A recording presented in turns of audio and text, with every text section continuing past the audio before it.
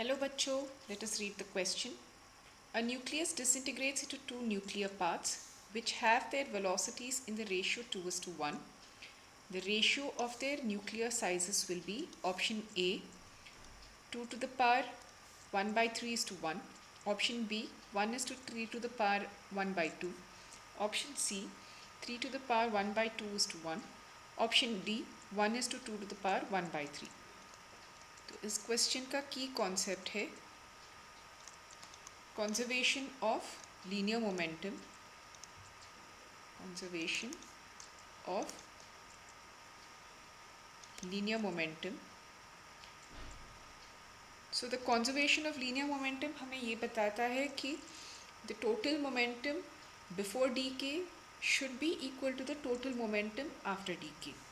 तो अभी क्योंकि न्यूक्लियस पेरेंट न्यूक्लियस अभी rest it is at rest initially, तो टोटल मोमेंटम बिफोर डीके और डिसइंटीग्रेशन विल बी ज़ीरो. और जाहिर है कि जो डॉटर न्यूक्लियस फॉर्म होते हैं वो ऑपोजिट डायरेक्शंस में मूव होते हैं. सो देयरफॉर वी कैन से m1v1 is equal to m2v2, where m1v1 is the mass and velocity of one daughter nuclei, m2v2 is the mass and velocity of the second daughter nuclei. तो इस question को solve करने के लिए पहले हम question में दो डिटेल्स दिए हैं उसको नोट करेंगे. गिवन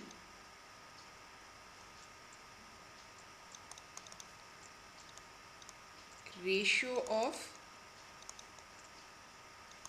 द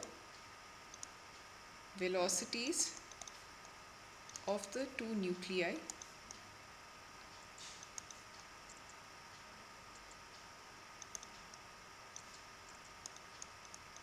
जो कि है v1 is to v2 is given to be 2 is to 1. Since all nuclei have the same density,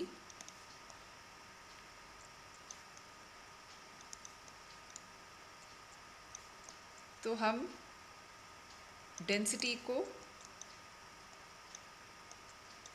ρ1 equal to ρ2 equal to रो कह के डिनोट कर सकते हैं. देयरफॉर हम अभी मास को लिखेंगे density into volume.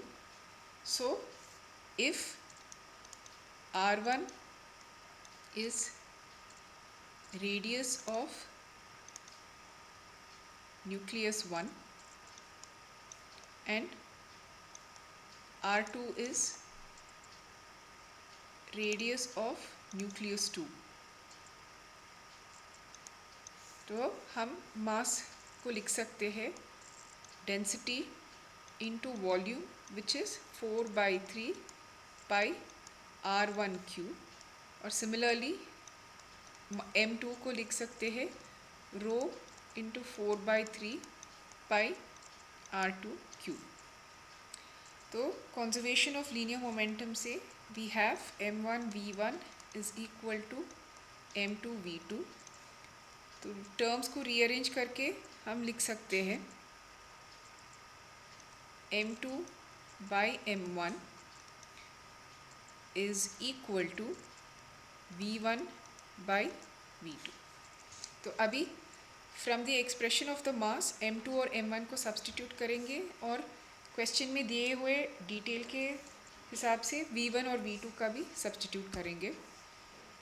So m2 is rho into 4/3 pi r2 cube divided by m1 है rho into 4/3 pi r1 cube is equal to 2/1. तो रो 4/3 पाई दोनों तरह कैंसिल कर सकते हैं. So therefore we can say r2 cube is equal to 2 times r1 cube, और we can say r2 is equal to 2 to the power 1/3 मतलब cube root of 2 r1. Therefore हम अभी रेशियो ऑफ r1 और r2 लिख सकते हैं as 1 is to 2 to the power 1/3. तो अभी क्वेश्चन पे जाके करेक्ट ऑप्शन को मार्क करेंगे. So the ratio of the nuclear sizes will be, the correct answer to this question is option D, 1:2 to the power 1/3. Hope you have understood it well. Best of luck.